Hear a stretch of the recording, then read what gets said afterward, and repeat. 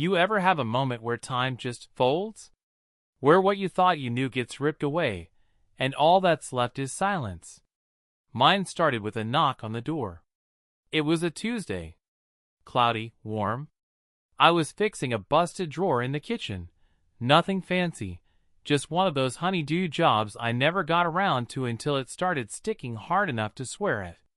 My name's Travis Holden. 44. Raised in Indiana, living in Michigan now. Work maintenance at a small private college. Been there 12 years. Steady. Predictable. So was my life. Married to Carrie for going on 13 years. She worked front desk at a dental office. Sweet to everyone.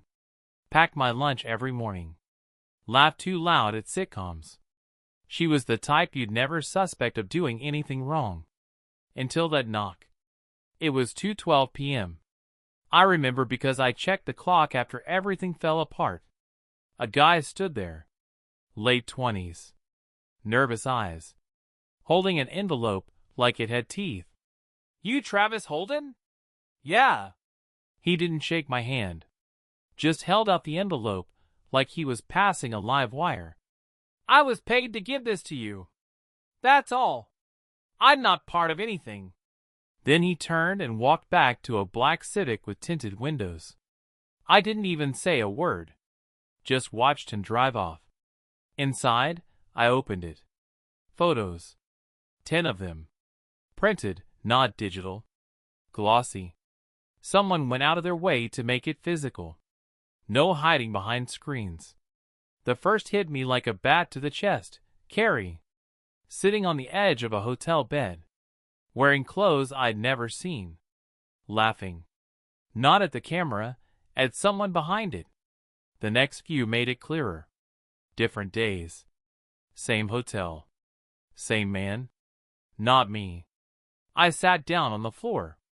Didn't even realize I dropped the drawer pieces. I flipped through them again. And again. My hand stopped shaking after the fourth round. That's when I noticed it, the time stamps.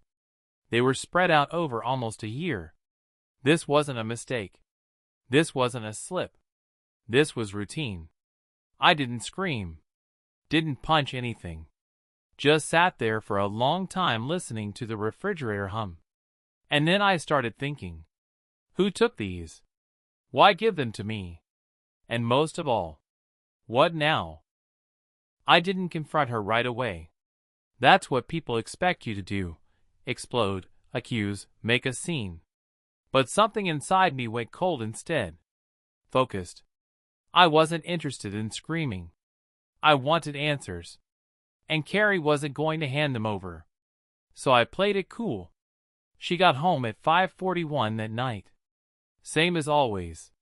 Grocery bags in one arm, car keys in the other. She kissed me on the cheek, asked how the drawer went. I said it's fixed. She smiled like a woman with nothing to hide. That made it worse. We ate dinner. Chicken and green beans. She told me about some woman at work who canceled an appointment 3 times in a row. I nodded. Smiled. Asked the right questions. Inside, I was building a fire. I waited until she fell asleep, about 10:15. She always leaves her purse on the side table. Inside was her phone. I'd seen her lock screen passcode enough times to know it by heart. I went into the bathroom, shut the door, turned on the fan. Then I started digging. Messages? Nothing unusual. Just chats with coworkers and her sister. Photos? Clean. Call logs? Normal. Then I found the vault. A hidden app disguised as a calculator. I only knew it was fake because the Civic guy who delivered the photos had taped a sticky note to the back of one. She hides everything under Calc Pro. Code is your birthday. I typed it in. And suddenly I was in a different world. Dozens of folders. Labeled by month. Inside, screenshots. Maps. Notes. Names. Photos of cash. Photos of Carrie in clothes I'd never seen. At least not on her. I didn't get it at first. Then I found a file named Rules. Her rules. No touching below the waist. No names. No real phone numbers. Hotel only. 1 hour max deposit required. Discretion expected. That's when it hit me. She wasn't just having an affair. She was charging for it. And she was good at it. Organized. Professional. My wife had a second job. Only I wasn't the employer. I felt sick. Not just from the betrayal, but from the scale of it. It wasn't about lust. Or even loneliness. It was about control. Money. Power.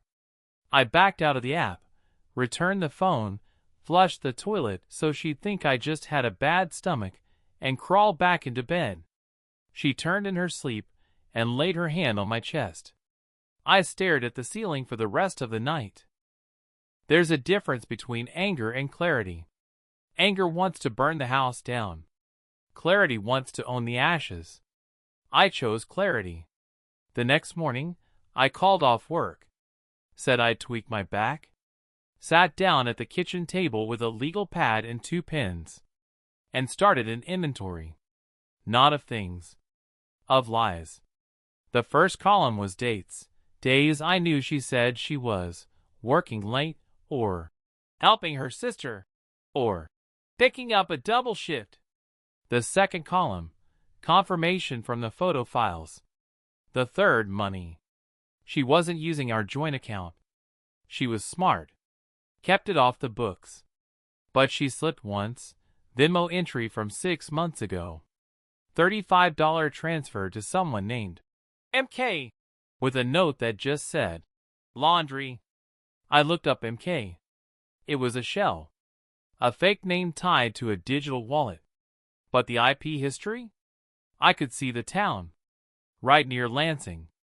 From there, I traced 5 other transfers, small ones. Under the radar. But adding up. I went through every credit card, every statement, every file on our home computer. Found a second email address. Clean, professional looking. But when I reset the password, it opened a treasure chest. Appointment requests. Payment confirmations. Receipts from hotels under the alias Rachel Klein. She had been doing this for over 2 years. And I never suspected a thing. That was the part that crawled under my skin the most. It wasn't that she'd lied. It was that I hadn't seen it. I was the kind of man who held doors open, who worked overtime to get her tires rotated before winter, who thought a good marriage meant patience and small gestures. She didn't want small gestures. She wanted power. And so, I decided to take that away. Not with fists. Not with shouting. With structure. Over the next 2 weeks, I installed 3 hidden cameras. One in her car's rearview casing. One behind the bookshelf in the living room. And one in the vent near the front door. I monitored everything. She didn't know I had access to her calendar. Or her emails. She was more cautious now. Fewer appointments. Less cash. Maybe she felt a shift in the air. Good. Let her. I created a new folder on my laptop. Project Cleanse. Inside, I filed every photo, every video, every appointment log I found. Every truth she had buried, I dug up. Then I waited.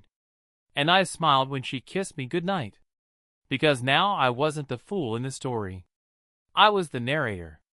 And I was about to write a better ending. I started with silence. Not confrontation, not threats. Just small, sharp cuts in her comfort. The first came in the form of a phone call to one of her clients. I'd found his number buried in a chat backup labeled K Fridays. I called from a burner, used a voice masking app, and said only one sentence. She's compromised. Delete everything. Then I hung up. 2 days later, I watched Carrie pace in the kitchen after reading a message she didn't expect. Her face didn't show panic yet, but her hands, they were shaking.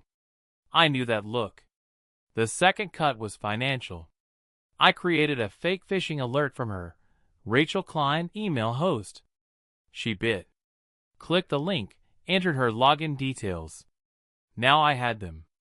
I locked her out, rerouted access to my burner account, and watched as she tried to reset her password 5 times in one night. The third cut was physical. Not to her, but to her narrative. I printed one of the hotel invoices. Anonymous. No names, just the room number, the rate, and the date she told me she was volunteering at the dental fair. I left it in the mailbox, no envelope.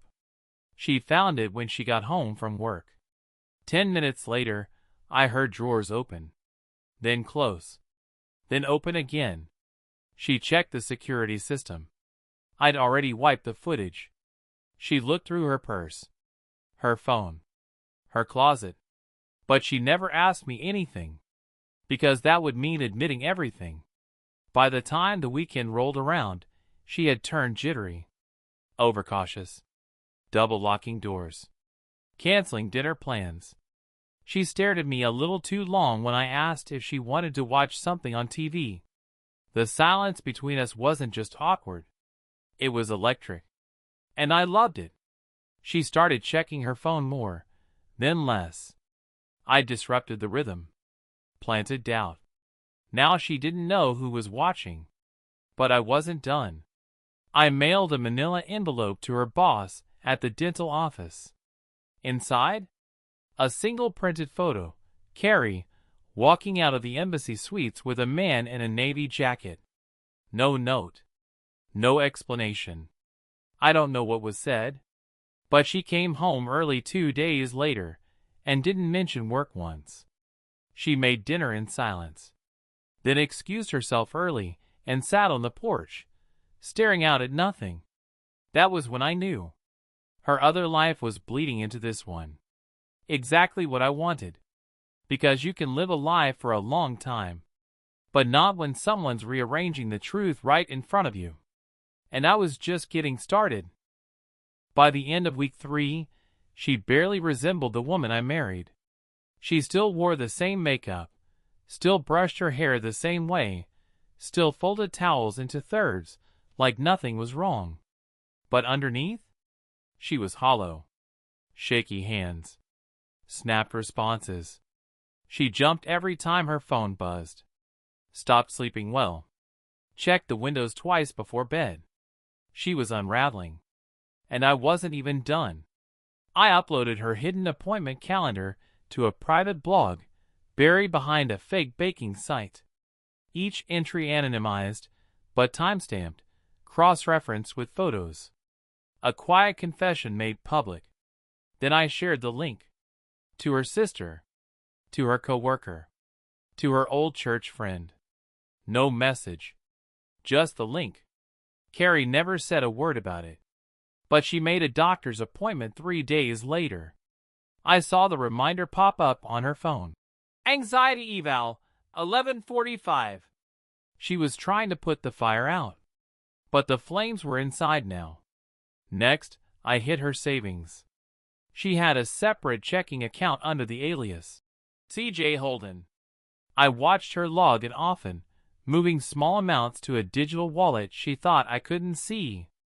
I drained it over 4 transactions. Not all of it. Just enough to sting. To make her feel exposed. Then I left the statement on the kitchen counter.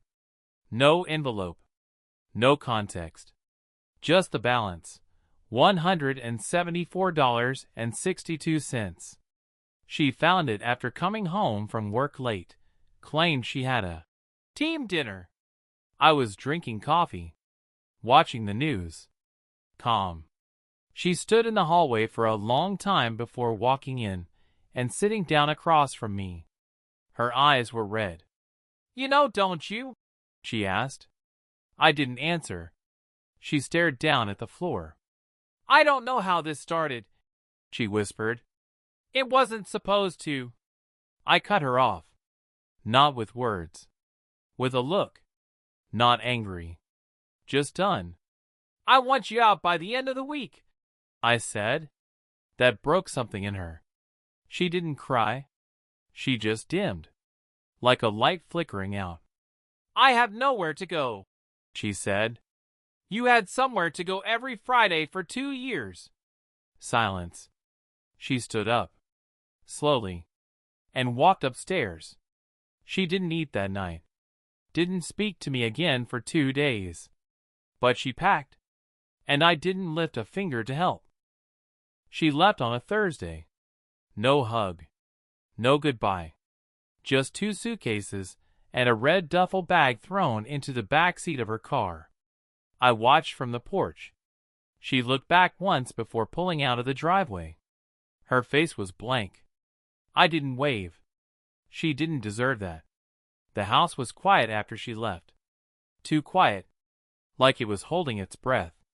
I walked through it slowly that evening, room by room, drawer by drawer.